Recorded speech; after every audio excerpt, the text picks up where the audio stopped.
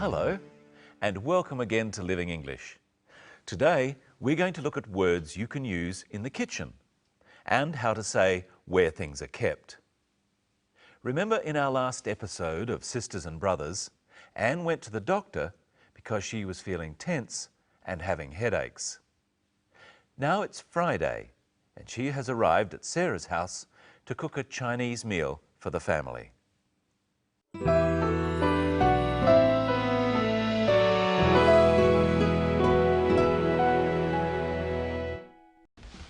You feeling better now? Yes.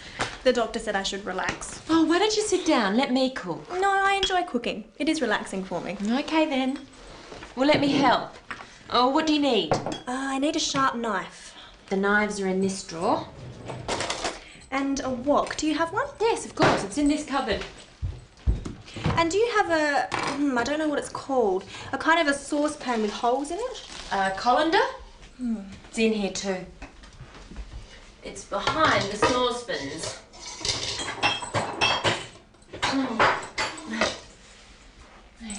And I'll need a bowl. Large or small? Big enough to hold these prawns. Oh, yum. Prawns. I love prawns. How about this one? No, that's too big. I don't need one as big as that. This one? That's perfect. Okay, I'm ready.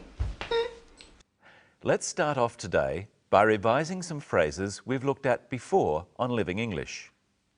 First, Sarah asks Anne a question. Are you feeling better now? Sarah is worried about Anne. She is showing her concern because she knows Anne was not feeling well. Try saying, "Are you feeling better now?" with Sarah. Are you feeling better now? Sarah wants to know if Anne is feeling better than she was feeling before. That is, not as bad as she was feeling before. Anne tells Sarah what the doctor told her to do. Yes, the doctor said I should relax. She is reporting what the doctor said. So she says, "The doctor said." The doctor told her to relax. So she says, "The doctor said I should relax." Repeat this with Anne now. Yes. Yes, the doctor said I should relax. Everyone is giving Anne advice. Sarah makes a suggestion too. Listen. Oh, why don't you sit down? Let me cook. Sarah suggests that Anne should sit down. She says, "Why don't you sit down?" We've looked at this phrase before. Try saying it with Sarah. "Why don't you sit down?"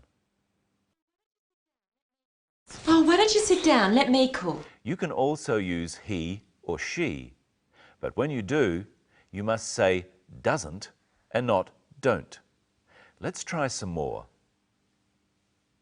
He, be more careful. Why doesn't he be more careful? She, let me help. Why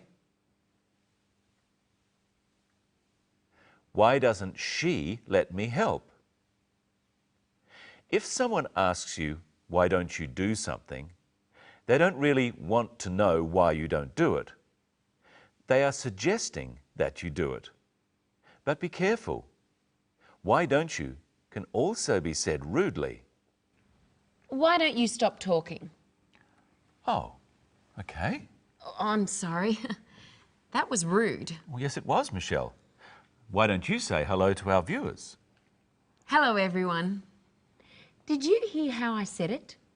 Why don't you stop talking? When you use "why don't you" to make a suggestion, make sure that you sound friendly and helpful, not angry. Why don't you tell our viewers what else we're going to do today? Well, we're going to look at things you might find in the kitchen. But first, let's watch again how Anne finds the things she needs in Sarah's kitchen. Oh, what do you need? I need a sharp knife. The knives are in this drawer. And a wok. Do you have one? Yes, of course. It's in this cupboard. And do you have a, I don't know what it's called, a kind of a saucepan with holes in it? Colander? It's in here too. It's behind the saucepans. We've looked before at words such as in and next to when giving directions. Here we're describing where things are in relation to one another. So Brenton, we have some common kitchen items here. We have a plate, a bowl and a cup. Can you tell me where they are using the words next to, behind and in front of? You help me first. Where's the cup? The cup is next to the bowl. Where's the plate? The plate is behind the bowl. And where's the bowl? The bowl is in front of the plate. Now let's look again at Anne describing something she doesn't know the name of. And do you have a, I don't know what it's called, a kind of a saucepan with holes in it? So Brenton, I have a game for you. Well, why don't you tell me what to do? First, look at all these objects here and tell our viewers what they are. What is this called? It's a knife. What do you call these? They're chopsticks. What is this called? It's a sponge. What do you call this? It's a grater.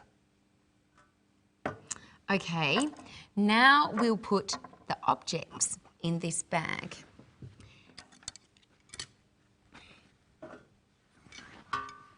And I want you to reach in and describe what you feel. I'd better be careful. And at home, see if you can guess which object Brenton is describing. What's the first one? Well, it's long and thin. It's made of wood. It's thinner at one end than the other. Oh, here's another one. Is the end sharp or blunt? It's blunt. It's chopsticks. What's next? Well, it's long. Oh, and has a point at one end. It has a sharp edge and a wooden handle. Yes, the handle is made of wood, I think. What is it? It's the knife. Are you all right? Oh, I think so. The next one is soft and bends. I can squeeze it. Which object is it? It's the sponge. Well done. Last one. It's made of metal. It has flat sides. The sides are very rough. You know what this is.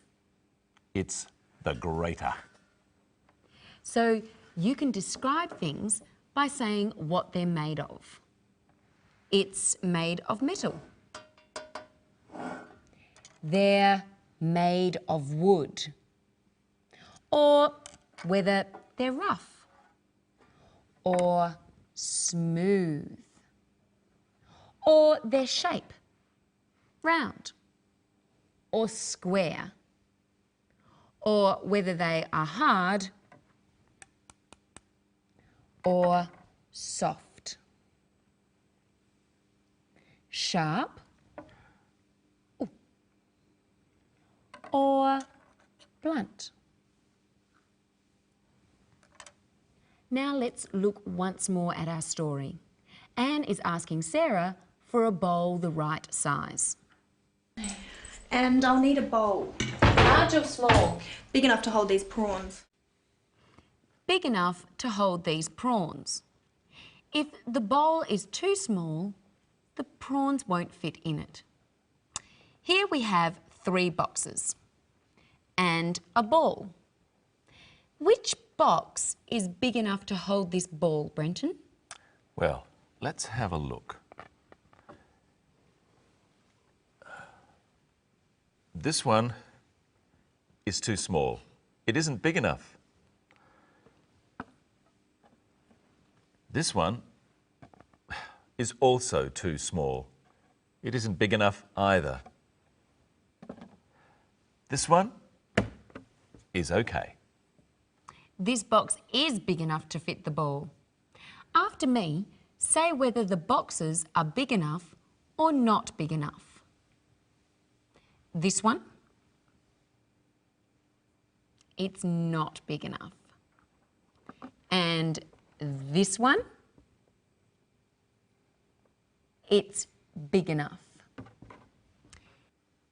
The word enough also reminds us that English is a very strange language, especially the way that words are spelled. Brenton, tell me some words that have O-U-G-H in them. Well, there's though, that's a common one, and bought. I bought this shirt, though it's a bit big for me. Oh, pardon me. Ooh, and cough. You've got a nasty cough. And through. Don't go through a red light. That's enough now. Oh, but there's more. I haven't been thorough. In English, we have to be careful because the way words are spelled doesn't always tell us how to pronounce them. Let's see one more part of our story for another useful expression. How about this one? No, that's too big. I don't need one as big as that. Anne says, I don't need one as big as that. What does she mean? She means that the bowl is too big. We use the word as twice with an adjective in between, as big as, when comparing things. She doesn't need a bowl that size. She needs a smaller one. So if we look at our boxes again, here's the small bowl and the big box. I could say, I don't need a box as big as that for this bowl. What else could we compare using as? Well, let's stand up. Brenton is taller than me. So Michelle is not as tall as me. But as we've seen before on Living English, Brenton is not as beautiful as me. Says you. And that's all we've got time for today. We'll see you next time when we look at giving instructions.